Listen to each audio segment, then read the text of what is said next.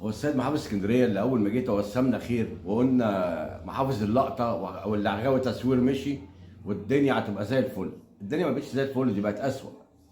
هو عند معاليك علم ان البحر كله متاخد وضع يد، ان رصيف البحر كله في الانفوشي وفي بحري وفي الحتت دي يا سايس واقف بيركن لك العربيه بفلوس، يا الناس فرشه كراسي وتقعدك بالعافيه، تقومك من على الرصيف وتقعدك بالعافيه. طب سعادتك لو الكلام ده بلطجه على المواطن، طب ما تستغله انت واكسب. وقف سايس تبع المحافظه وحط كراسي تبع المحافظه طالما الدنيا كده كده بايظه. اسكندريه يا معالي المحافظ بتحكمها البلطجه. اسكندريه عندنا القوي بياكل الضعيف.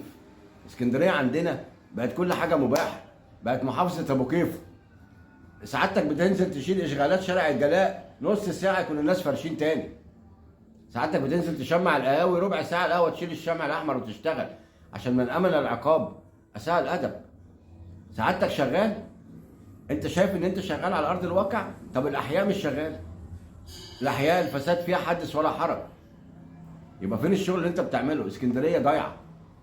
اسكندريه بقت فعلا محافظه ابو كيف، اللي عايز يعمل حاجه بيعملها. مفيش لا قانون بيحكم ولا حد بيلم حد، كلها بقت شغاله بلطجه وقله ادب. ولو زادت اكتر من كده الناس هتمشي كل واحد شايل سلاح في جنبه عشان يدافع عن نفسه. يتوب علينا ربنا.